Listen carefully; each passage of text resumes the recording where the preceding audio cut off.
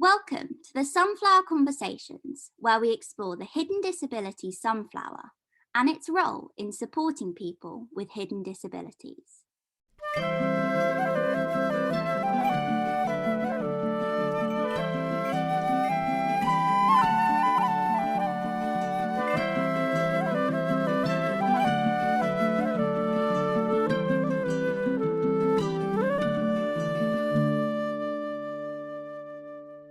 Welcome to the Sunflower Conversations. I am your host and my name is Chantal. Joining me today is Simone Round. Simone is an ambulant wheelchair user and is going to share her experiences with living with functional neurological disorder, which is abbreviated to FND. So Simone had an active career in hospitality, entertainment, and latterly as a personal trainer and life coach. So we will learn how the symptoms she has experienced have impacted her work. So first of all, before we begin and get into the nitty-gritty, I'm going to give a visual description and then I'm going to invite Simone to do the same. So I am a woman. I am perimenopausal, as I have just been explaining to Simone before we started. So I am in my midlife. I have brown skin. I've got long brown curly hair, and it's down my back and on my shoulders, shaved on the side. I have clear framed glasses. I am wearing a little bit of makeup. I've got a pale pink top on, like a t-shirt, and I'm wearing the white and yellow Proud to Support sunflower lanyard. So that is me, and I'm going to hand over to Simone. So thanks, Simone. I am Simone. I'm a woman of 31 years of age. I have long blonde hair that is curly and to the side. I also have a black dress on with a sunflower lanyard, which is green and with the sunflowers all over it.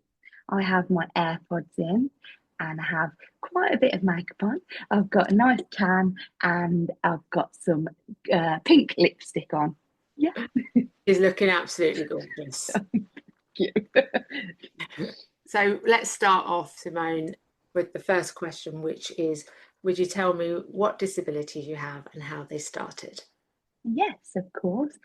So I've got a few in my shopping bag, as I always say, but my main one is functional neurological disorder, and I have chronic migraines, menstrual migraines, IBS, and an essential tremor in my right hand, which is where all of my symptoms started for me. And my symptoms have just almost snowballed, as I call it. And I've also got tics, and a stammer an acquired stammer, sorry. And this has all just come kind of 4 years ago for me. So it's still a new thing, learning how to live with this condition. And I also have non-epileptic attack disorder as well.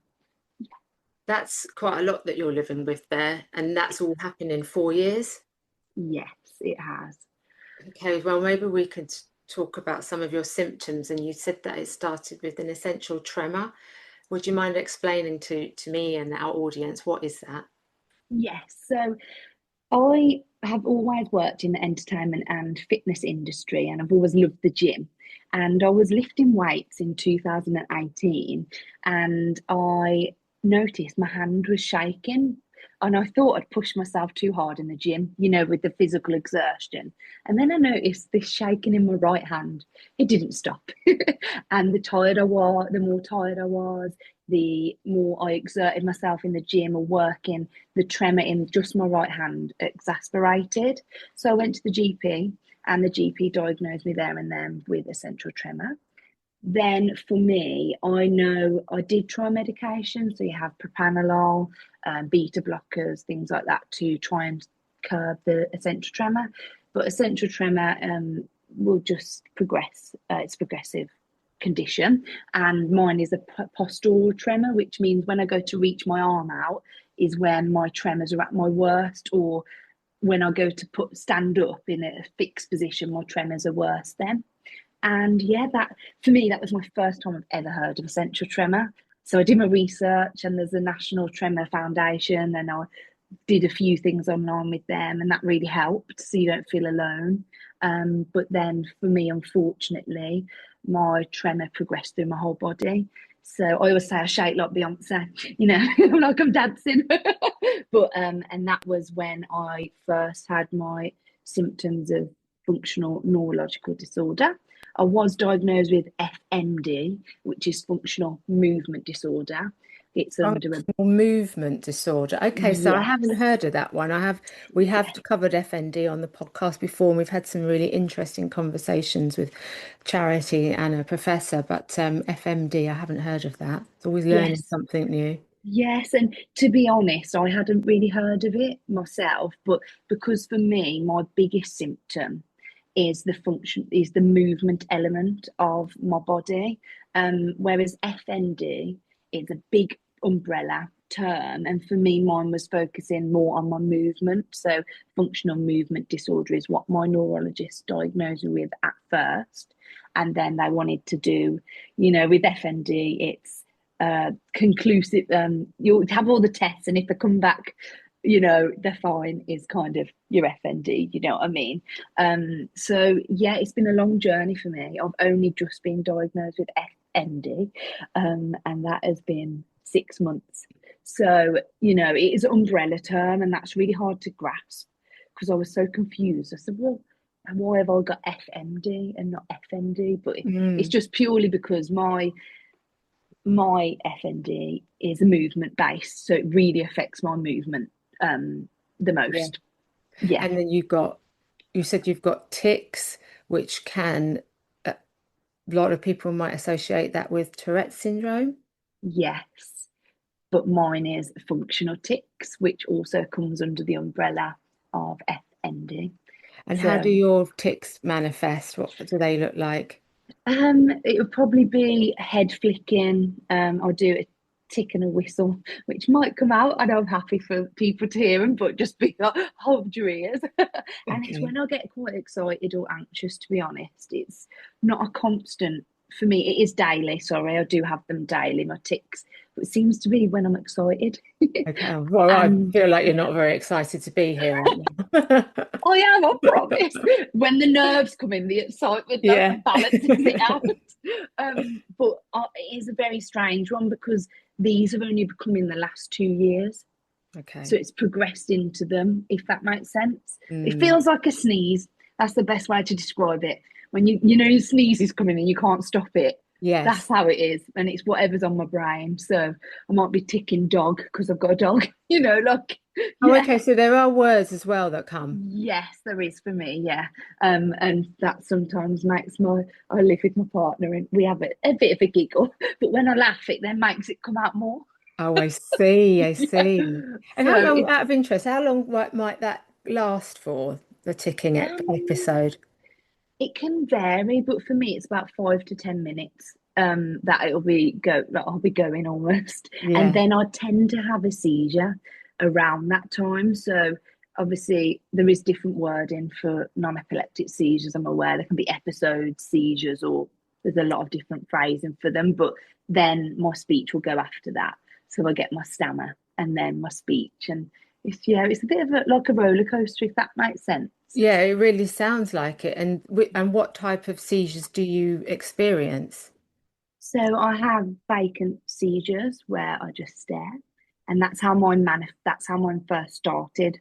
I remember being in the kitchen with my mom, and the clock light on your oven. I Yeah. remember just staring at it and thinking, "Wow, that's like really fascinating to me." And then that was it. It was like almost like falling asleep, sort of Okay. thing. So you can Um, feel yourself gliding. So you kind of, I'm using the word glide. I'm just throwing it out here. You know what you feel, but is it like you glide into it as opposed to like boom, it's happened and you didn't know it was coming? I've got a few different seizures that I have. So I have a drop leg seizure. That's when I don't know when it's coming. That literally I'll be stood up, drop, and full body convulse, where your body all convulses. I do have larger seizures where I can feel them building up. Like I might not have some for a while and they'll build up. Okay. But these vacant ones I kind of don't know where they're coming. And I also have ones where I look like I'm falling asleep. Yeah, so they are testing me for narcolepsy, but who knows with Yes. this. But I actually saw a consultant that is specialised in NEAD last week after 3 years of waiting for it. This was my appointment, and she explained that the reason why you have them so frequently, and I don't understand they're coming, is because my brain and mind has made that normal now, so it will shut Okay. me down to protect me. Right. The brain and mind is very powerful, so I'm still learning. Yeah. Yeah. It sounds like you've had, and you still do have quite a lot to contend with, but you seem to understand what is happening to you, which must, I guess, help with the journey of acceptance a bit. Absolutely. And that would be for me one of my biggest advice for somebody going through what I'm going through with FND or any functional illness is understanding is key, because knowledge is power. That's what I would say. Obviously, there's so much stuff out there that you could get, bamboozled, but FND Hope, FND Action, they're all brilliant to sort of educate yourself until you then meet that person. Like, I've waited 3 years for that appointment, but I'd already kind of Mm. because if you're in denial, which I'm sure people are, look, when I first went through it, I think, no, no, this isn't it. It's epilepsy, or it's, you're really trying to fight for yourself, and that's really hard and draining. But I think if you accept and acknowledge where you are in the journey, it's actually been life changing for me. And that's Yeah. only been this year that I've done that, to be truthful to you. You are listening to the Sunflower Conversations with Chantal. To learn more about the sunflower, visit our website. Details are in the show notes. Well, you're 31 now, so this all started in your mid-20s when you are bounding around like an excitable puppy, loads of energy. You were telling me when we met before that you worked on the cruise ships as an entertainer. So, and obviously being a PT takes a lot of energy as well. So it must have been very difficult for you to adjust to what was happening to your body. Yes, I feel like the adjustment, that's something I've battled with. Almost the frustration of, why can't I used to train for 10 hours a day. I was Right. training other people. I'm very, very active, and I've always loved active an active lifestyle, and working on cruise ships. You do 70 hours a week with no days off for like 8 months. So I've always worked, I've always pushed myself, probably to my own detriment, Yes. looking at it now. But Yes. the adjustment, that probably is, you are in denial, and I was in denial, and that's okay to be in denial, but you've Mm. almost got to have, I think I've had a switch recently, like, and also saying that I'm disabled, that can be very difficult. And I was 28, my friends are all going out, and I couldn't do that. And I was very social, I love music, I was a DJ, and I couldn't be around that. So, like, loud sounds, lights, and I still can't. And that's like just a shift in life. And that's been really hard, to be honest. And what is the effect of being in those environments for you? How will it affect you? So so for me, my triggers for my non-epileptic seizures are lights. I would say life, but that's not fair. So this is what I know so far. Lights, Yes. if I'm scared, if I'm overly happy, Yeah. and loud music is a massive trigger for me. So if I was to put myself in that environment, unfortunately, I'd miss out on everything. I went to see Beyonce with my sister. Just recently. No, it was the first time round Yes. she did her Okay. tour. Yeah. And I went in the wheelchair section. We'd done it all correctly, and it was amazing. Wore my sunflower lanyard. It was brilliant. As soon as I got in there, she's got a brilliant effects, and that was it for me. I never understood why they put on TV photosensitive flashing Okay. lights. Yeah. That's a massive trigger for me, and that was it. I just had seizures completely back to back to back to back. We had to leave. Oh, So yeah, God. it's a difficult. So for me, I just avoid that now. Yes. Yeah. It's safer for me until I can, maybe get my NEAD under control. or have a little bit of help for it, it's not good for me. I have my sunglasses that are well, my glasses that I wear inside. Oh, A lot. okay. And that just helps to just sort of dim down the sensory to your Yes, pupils. and I Okay. wear earpod, like they're like the loop earpods, just to sort of protect myself a bit as much as I can, because obviously with the migraine, I'm super sensitive to light and sound as well.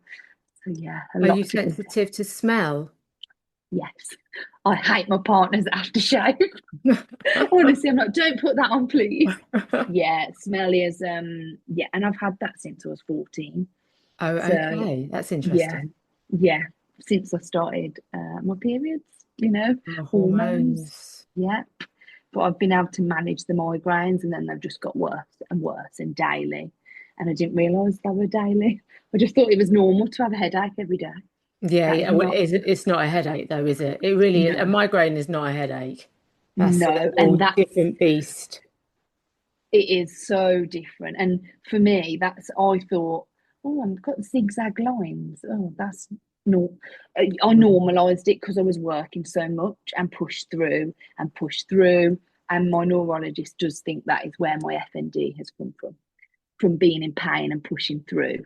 The nerve ending, not that the firing isn't going to work because it's focusing on the pain. I see. Because the thing is, that's what they say, don't they? Like our body is tries to give us warning signals, Yeah, um, in terms of like, okay, this particular area of your body or your brain or whatever is experiencing something, you need to take action. A little bit like a smoke alarm, I guess.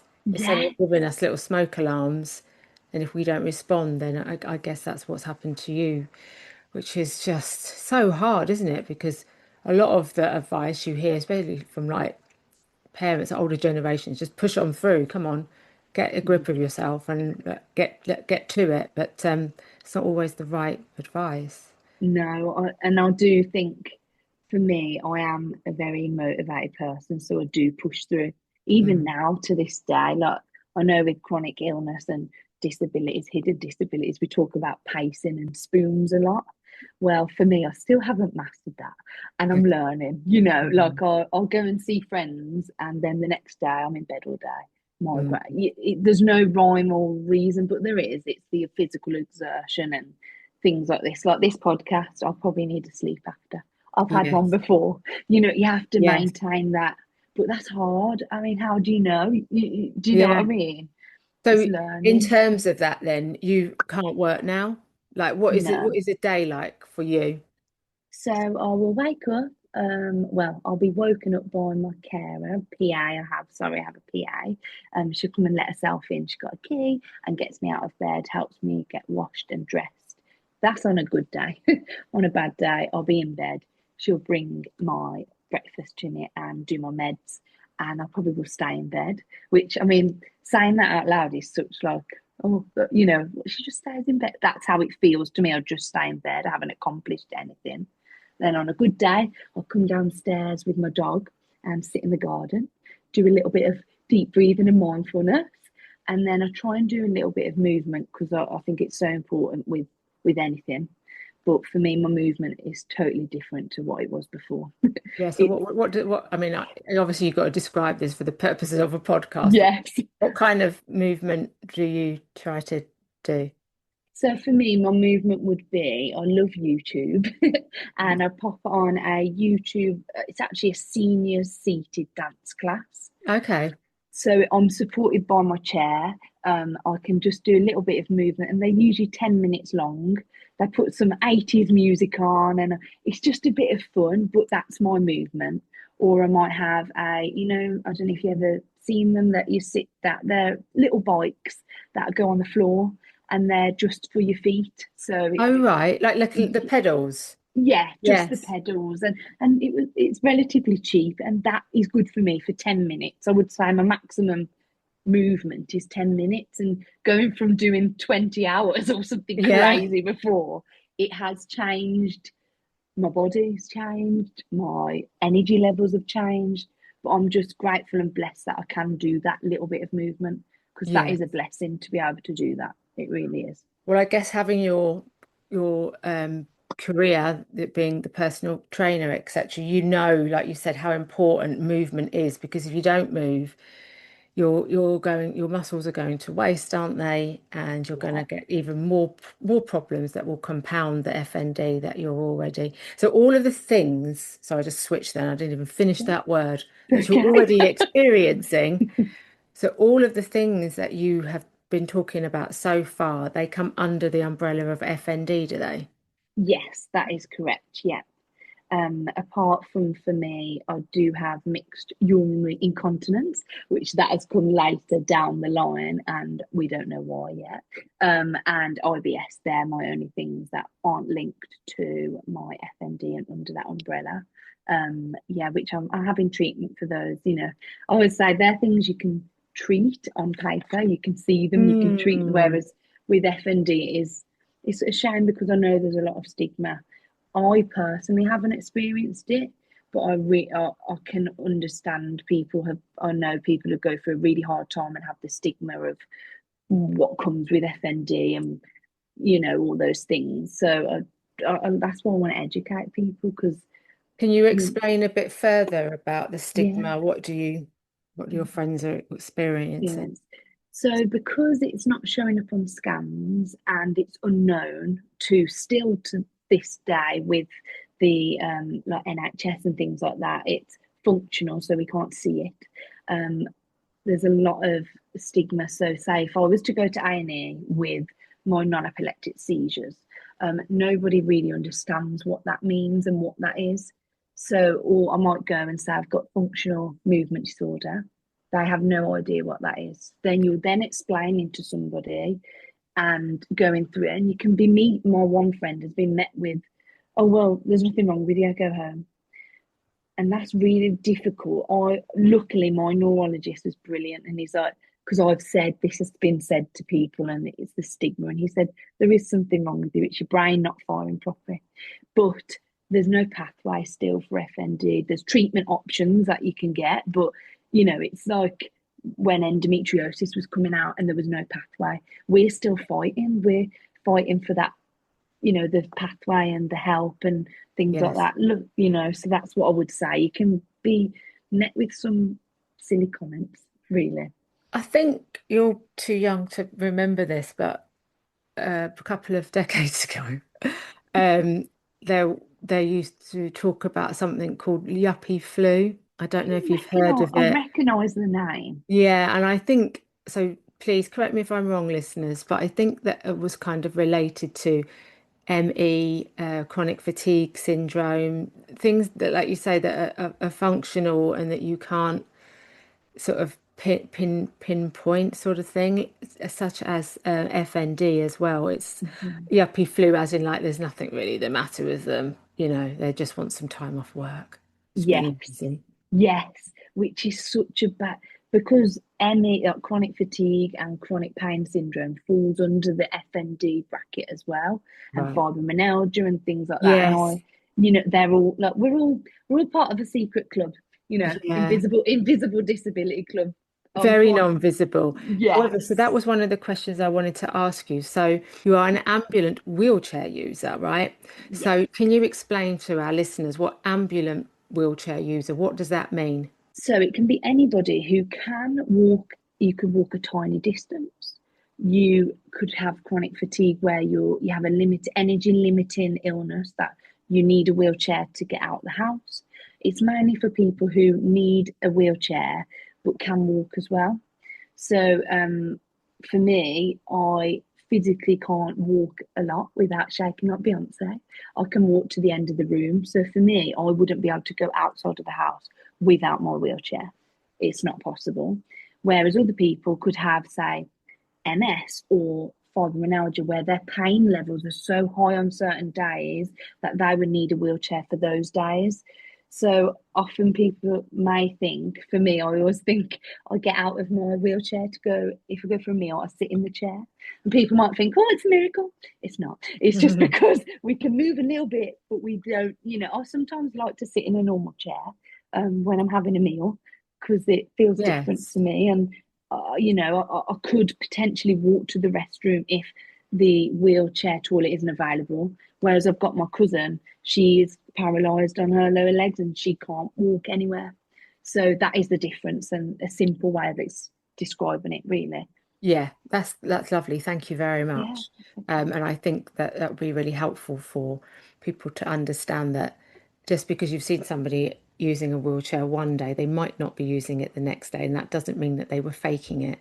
It means that Yeah, that's how their condition and illness and disability is affecting absolutely. them at that particular time. So you have disability can be temporary, it can be permanent, and it can be situational. So it's good for us to talk about those different scenarios so that we can help to inform the wider community, Yeah, so that we can manage our responses when we see people and have that understanding to be absolutely. kind and supportive.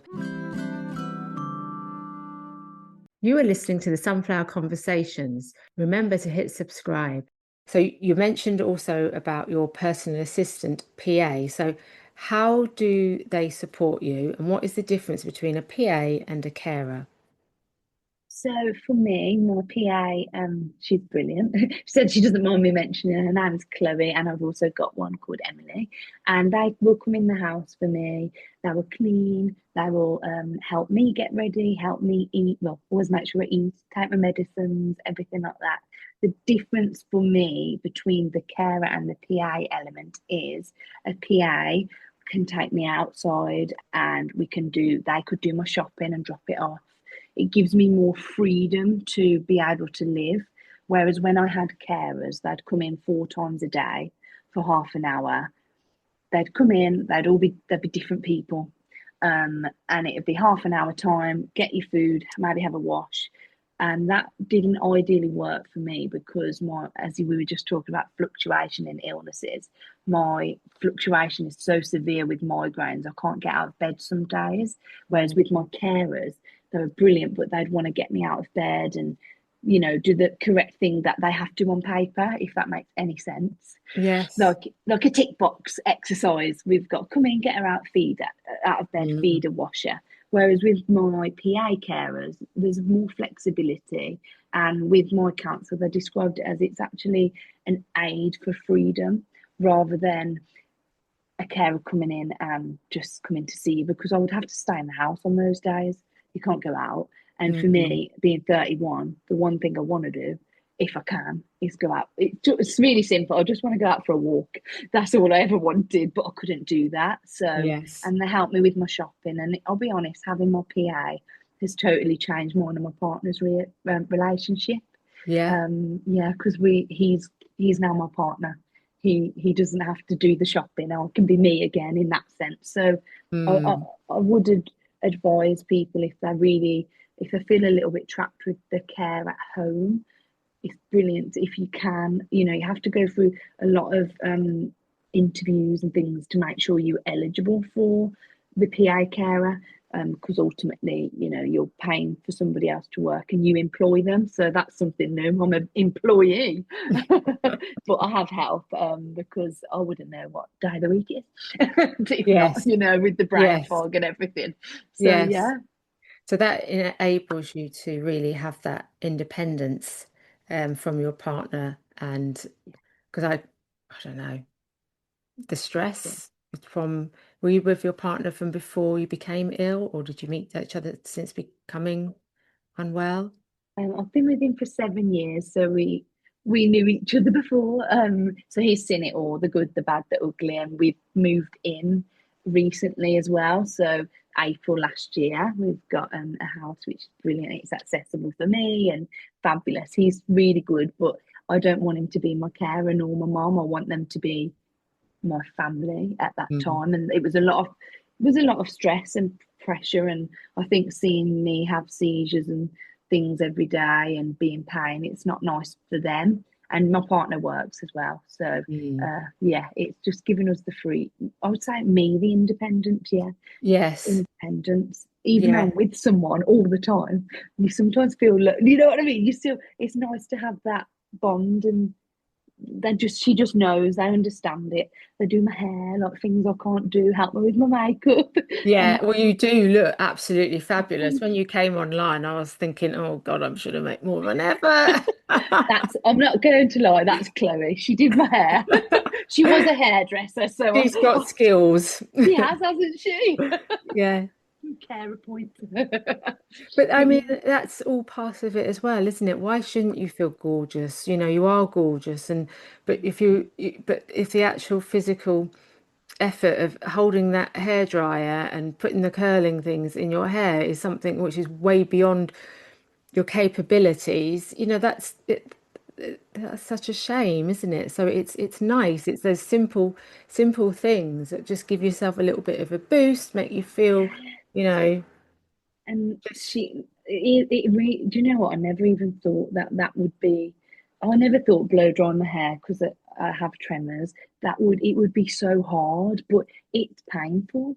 It's mm, hard to hold the. Whereas, say for Chloe, able-bodied, it's so quick and easy for her, and yeah, that's written. She loves doing it, and it is just something so simple that can change your day and your life. So, I need the help and I have it, and it's brilliant, and it works perfectly for me, the PA role that I've got instead of, you can do more like girly things and a yes, bit more me. I wouldn't even sound that girly, but since becoming disabled, I actually have been tuning into that a bit more.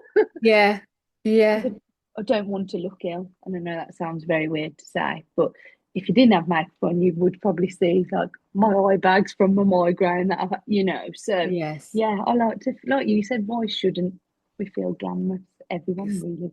exactly, Yeah. exactly. What has it been like for your mental health? You know, this adjustment. Well, I always say, everyone always says to me, "Oh, you're so positive and you really push through." But I'm going to be so honest. It's taken a lot for my mental health, more for the physical element. There's been, I actually have done talking therapy through the NHS twice. So I did one, and I would advise this to anybody with a chronically ill group, and it completely changed everything for me because I wasn't alone. And we went through the stages. So the stages of with the chronic illness, the where your mental health goes. So you have grief, anger. I've never been angry in my life, but honestly, I've been angry and jealous. And that's not me, honestly. I think, Yeah, oh, look at, they can go out for a coffee and then they can go to the shop. What? Like in one day? yes, That bit of yes, like, and I don't know, for me, the more why I struggled so much is because it's an alien emotion to me. yes, And they said, they spoke about that. And then you've got grief because of where you thought your life was going. And for me, that is very true. I thought I'd be having children. I thought, and now we don't know where that's going. I've still achieved amazing things, don't get me wrong, but your mm, life is going to look different yeah, inevitably becoming disabled. It is. And also, how the phrase "how long's a piece of string" with your FND and functional things, we don't know the outcome and the prognosis. No one can tell you that. Whereas if you did say, my mum had breast cancer, and she always said we liken them together. She says she had a treatment plan and a prognosis. She yes, said, in a way, that was easier for her because she knew where she was going. Whereas then she said, with her watching me, she's as confused as I am, and we don't know how long is the piece of string. And mm, so that's taken my mental health a turn because I'm like, well, if it came this quick, I could wake up and it could go this quick. Like what my partner's favourite phrase that is. And then I think sometimes I get frustrated with other people's comments, which I'm sure everybody in the disability mm, community do. And I would never ever been angry like that. mm, The world isn't really accessible, and I've learned that. And I've got so much admiration for people in wheelchairs, walking sticks, everything, because you are battling just to go outside. Yeah. And that for me is incredible. And my mental health has improved now, I would say. I've had therapy one to one again through the NHS because I physically couldn't afford to pay for it myself, and it is really good. I would recommend it. and I'm a mindfulness coach and a life coach, believe it or not. Yes. And So that that has helped mindfulness me. coaching, have you done that since becoming unwell? Is that something you've added to your Yes, repertoire of I skills? was qualified before. So I qualified in 2022 as I got ill. I thought, is this a sign? No, I'm joking. But I I've really found it useful in this time. A lot of things I've learned, but I still, I do the odd little Zoom for my old clients, voluntary, if I can get the energy, and that Yeah. makes me feel good. But it is like it's hard. I don't know. It's hard to when you're in a low place and your mental health's taking a hit to then do your mindfulness. Yes. Yeah. So I think you've got to just give yourself a little bit of grace. And I never did that. I thought, come on, get up, do your mindfulness, get up, do your yoga, or if you can. Well, it doesn't work Yeah. that way, does it? Not when you're not feeling. Brushing your teeth is hard when you're one disabled, and then also your mental health taking a dip. But I Mm. am grateful of of coming out the other end, which I'm really proud of myself for. Really, yeah. Good, good. And it sounds like you're a very honest person. You're honest with yourself about how you feel and the impact that it's had, and like recognizing your emotions, and to be proud of yourself as well.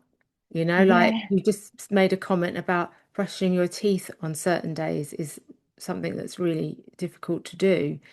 And to be proud that you have managed to brush your teeth, which I'm sure if you'd had that sentence said 10 oh, years ago, you would have been like, what on earth are you talking about? It's not hard. yes, yes. But Um, it is really is the simple things. And that's one thing. Yes, this has been a terrible time for me in learning how to deal with this. But actually, I've learned so much, and it's a positive. It's given me a positive spin on life. All the things that when I was a PT, I used to think your body was the most important thing. How you looked, all these, none of that matters. Well, to me, none of that matters anymore. It matters if I can get up, have a lovely cup of coffee in the garden. That is a brilliant day for me. That bit of sunshine. What could go wrong, hey? That's perfect. and I bet in terms of mindfulness, I bet you really savor every sip of the coffee and taste the bean and all of that, don't you? And when you're sat in the garden, you're really conscious of if there's birds or if there's a car or looking at the plants and the things that in a busy lifestyle where you're not battling pain and chronic illness, you are operating so quickly, you're not taking in any of those things. You're gulping down your drink. You haven't got time to sit in the garden, or you're planting your plants, but you haven't got time to watch them grow, or anything like that. Or you think you haven't got time. Well, actually, probably we all need to be like, whoa, whoa, whoa, Well, just slow down a minute. yeah. Appreciate what you've got around you and connect to And natural environment. nature, for me, I always say the most simplest thing for mindfulness. We often think we've got to sit down and like almost meditate. And that's like a common misconception. If you're on a walk, whether you're rushing to the office or anything, just take your time and try and notice three new things that you've never noticed before around you. That is such a simple exercise that you can see. And then, like you said, for me, I've everyone with migraines and coffee and things like that, but I've honestly really got into decaf, Nespresso, and I'm like a connoisseur. It's like the best thing ever. But that is so simple, but I really enjoy, as you just said, every sip and every conversation I managed to have with someone. That's like enlightening because I don't really talk to people or those Yes. things. That's if you could just take away from one thing is do notice three things around you in when you're on a walk or even just sat down because life can get so overwhelming and so too much, can't it? We all Yeah. feel like that sometimes, and that's just a little bit of mindfulness in that you can do anywhere at any time when you feel Free. well. Doesn't cost Yeah, anything, guys. that's It's it. free. It's free. Yeah. What are your thoughts about the sunflower? The sunflower for me is incredible because it makes the invisible disabilities visible. And that is something that is just incredible, because you also get to see, it's almost like you're in a secret club. I always say you're in a secret club, but you don't have to physically tell somebody what is wrong with you. They don't need to know your diagnosis. They see you have the lanyard on, you need a little bit of help, you might need a little bit of space. And I think it's just like a gentle nod to make an invisible disability visible. And it's optional. You don't have to, it's not mandatory. People who are wearing it understand that they want that extra help and they might need a little bit of space. I think that, what a brilliant tool to bring that to light. You know, I would say it's like a secret community, isn't it? The Sunflower Club. You know, like Yes. and if you see people wearing it, I almost do a little smile to myself. I'm like, part of the Sunflower Lounge, you know, like the A Lanyard Club. community. That's exactly what it is, a community, and you don't feel alone because you see it everywhere. And it's like, for me personally, I use it around travel, because obviously I am in a wheelchair, so you can see my disability that is visible, but you can't see the other things that I might need: a quiet room, a dark space, and things like that. And that's on my lanyard. So if I was to potentially be on my own, if my mum popped to the toilet or my partner, if I was to have a seizure, somebody could pick up that lanyard and go, I'm going to get her to a safe space, a quiet, dark room. And that is incredible. Like, I don't have to say anything, you know. I almost, with my seizures, I do lose my hearing and everything. So that's really good. Like, if somebody could potentially help keep me and make my seizures better, and that's just from wearing a lanyard, that is incredible, isn't it? Yeah. And does it give you confidence then, so that when you're in a space, and you just described, if your partner or your mum has to go to the toilet, go and pick up something from the, I don't know, the check-in desk, whatever, and they have to just be away from you for that whatever period of time, would you say that it improved your confidence? Does it reduce the fear? The fear is definitely not the fear for me, because it's scary, and I know it can look scary to other people. And if I've only I had my lanyard. I first went on holiday, and that's when I got it for my holiday, and it was in a different country that actually I noticed. It was Spain, and they noticed I had it on, and I was ticking, and they almost just knew that I don't know how to describe it, that just to take a little bit of care with me, they almost just knew. And to me, that's, you know, half the battle with invisible disabilities and things like that is actually having people see it and people understand that, okay, I need a bit of help, you know, same with autism, ADHD, anything like that. We just need a little bit of help. And for me, that's what it did. It makes me feel, it actually makes me be able to be on my own. And that is very rare. I'm never on my own, you know what I mean? Like, I always have someone sat nearby and things like that. So that is brilliant. Like, yeah, freedom again. Do you have any advice for anyone who's facing similar diagnosis and health path as you, Simone? Yes, so it's taken me a while to get this way, but I would definitely say, unfortunately, you have to be your own advocate, and that's something that is really hard when you're going through such a scary illness, and it can progress, manifest, and like snowball out of control. Like, I have every symptom going, and that is scary. Every time a new symptom comes, it's scary. My biggest advice is write all your symptoms down, keep the dates that you have them, use your options and your free resources. So self-refer to rehab, as in rehabilitation for therapy, physiotherapy. You can self-refer most through the NHS. I did.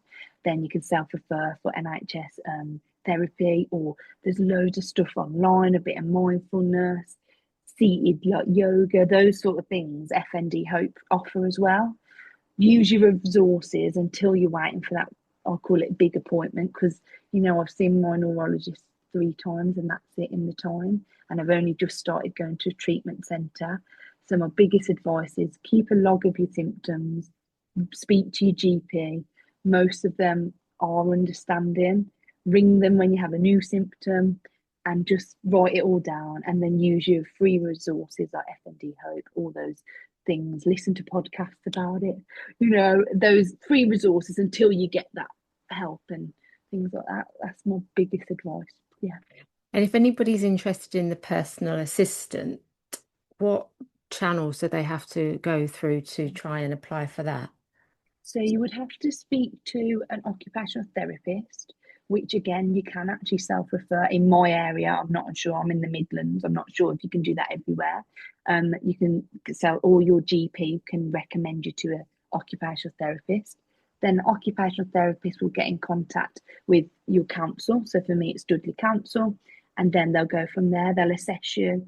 It is quite like draining with you symptoms. So just prepare, write it all down, have a person with you, write what your needs are, and then they'll be able to point you in the right direction and see if you qualify for a PA or a carer.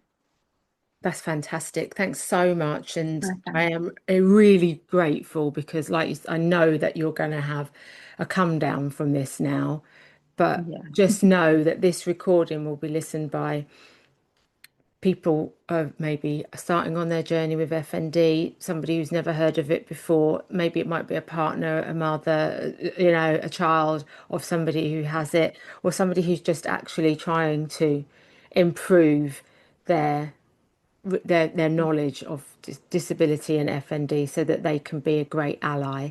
So on behalf of everyone, thank you so much, Simone. Really appreciate your time.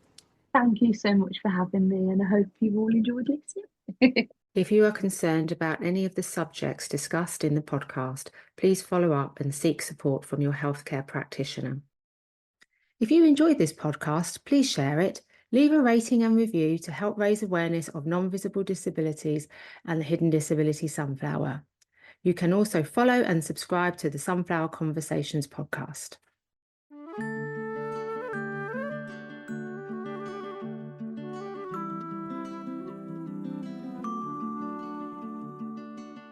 If you'd like to share your sunflower story or conversation, please email conversations@hiddendisabilitiesstore.com. Find out more about us or listen to this recording again by checking out our insights page at hiddendisabilitiesstore.com. You can also find us on Facebook, Instagram, Twitter, YouTube, and LinkedIn. Please help, have patience, and show kindness to others, and join us again soon. Making the invisible visible with the Hidden Disability Sunflower.